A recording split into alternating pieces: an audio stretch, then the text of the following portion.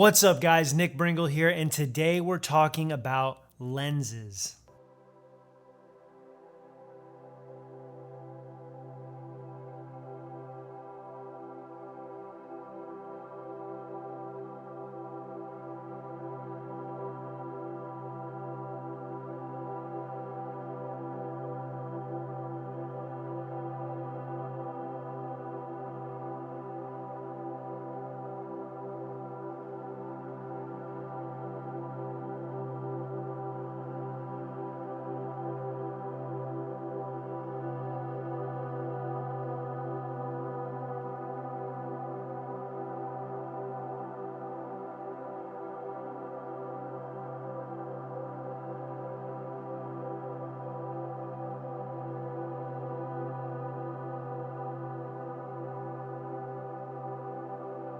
Focal length, aperture, manual, auto, prime, zoom, image stabilized, cine lenses, all this stuff we're going to cover really quickly right here, right now. If you're watching this video, hopefully you're interested in finding out a little bit about different types of lenses and how each one can be used for a different purpose, and they're all very unique to each individual that wants to use one or another.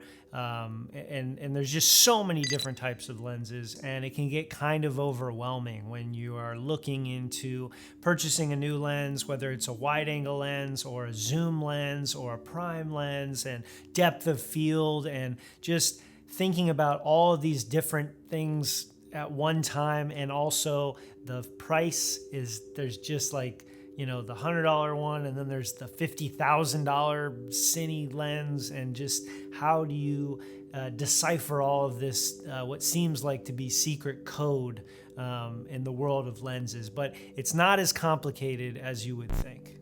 So first, I want to give you some brief layman's terms, my own definitions of some of these common lens words.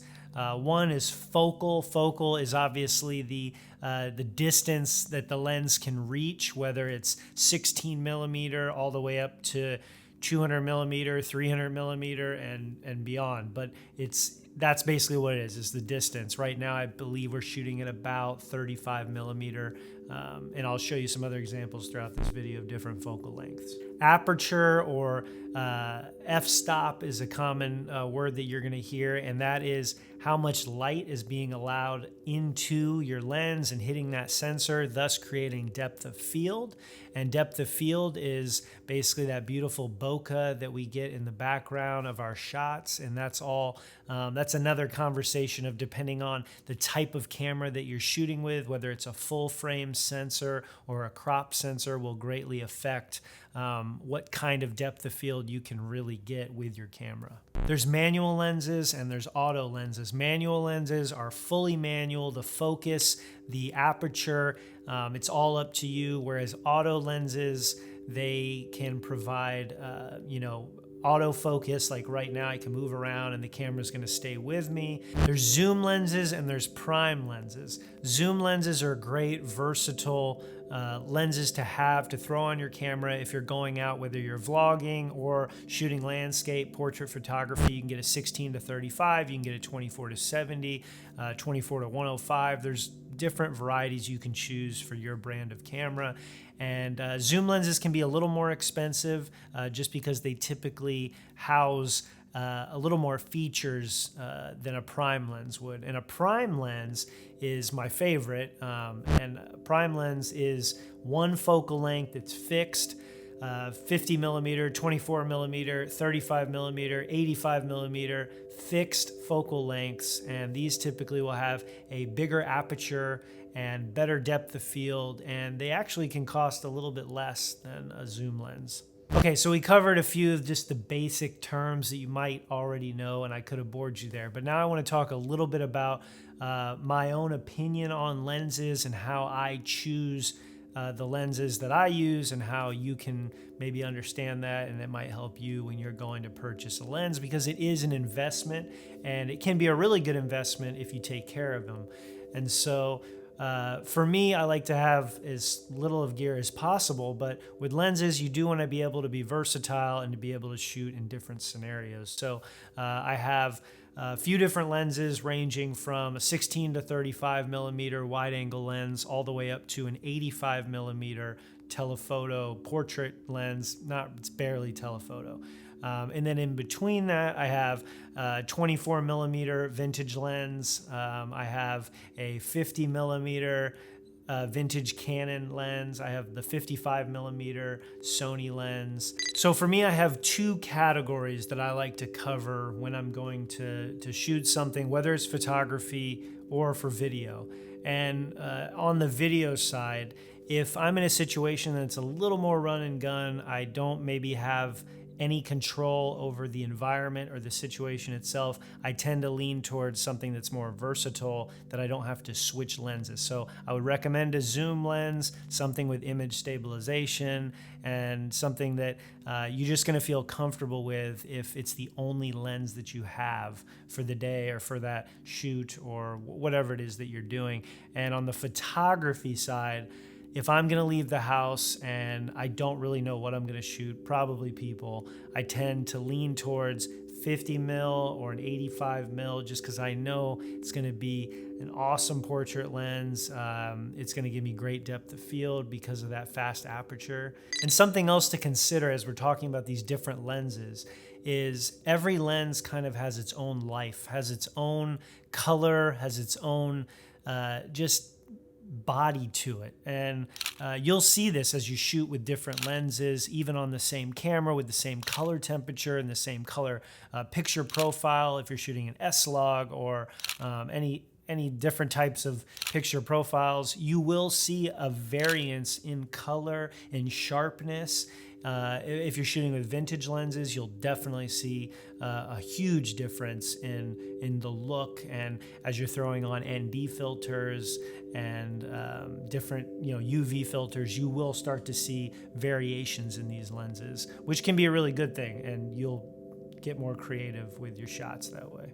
So all in all, I'm just kind of rambling about lenses. Just want to give you a little insight into the lenses I have, the lenses I use on a daily basis. And I think the overall conversation that has to be had with yourself when you are looking to purchase a new lens is, do you really need that lens? Is it going to add value to your already existing kit?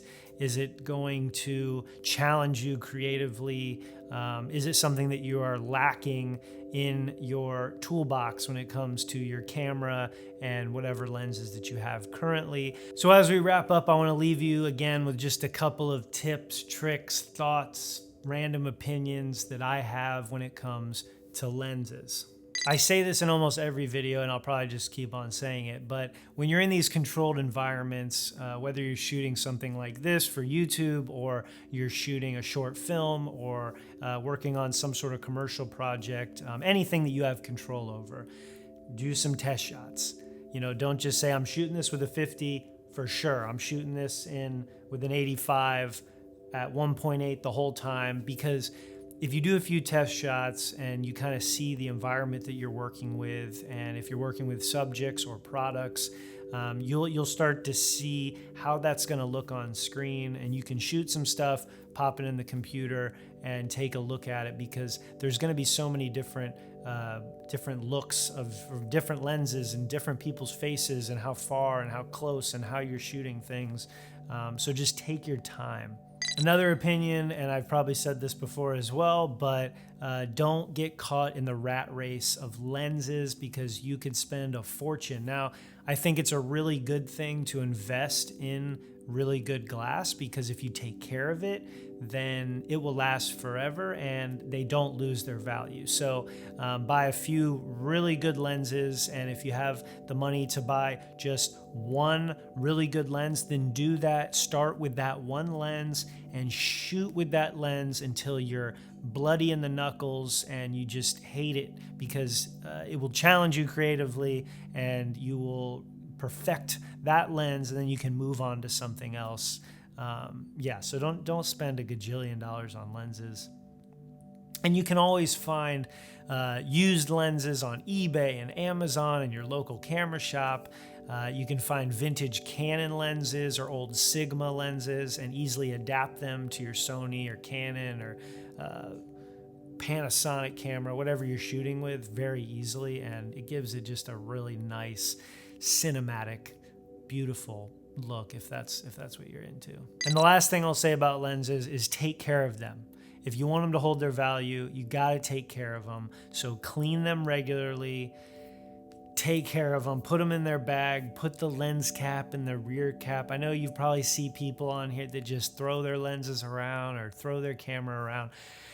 It almost gives me a heart attack because I just take care of my stuff to the T because I want it to last as long as possible, and I want to produce the highest quality content that I can, and I can't do that if there's dust or scratches or whatever on the lens, you know. Okay, well, I've talked long enough. I hope you have gotten a little bit of value out of this, and if so, comment down below. Let me know the lenses that you love shooting with. If you have any comments, any questions on the lenses that I do shoot with, there'll be links down below where you can find all this stuff, and if you want to spend a bunch of money, go for it. But I don't recommend it. You only need like 1 or 2. You should be good. But as always, subscribe if you have enjoyed this video. I mean, you don't have to subscribe, but you can because there's regular like videos going up, and you might like the next one. I don't know, but yeah, comment down below, smash the like button, and yeah, create something every day.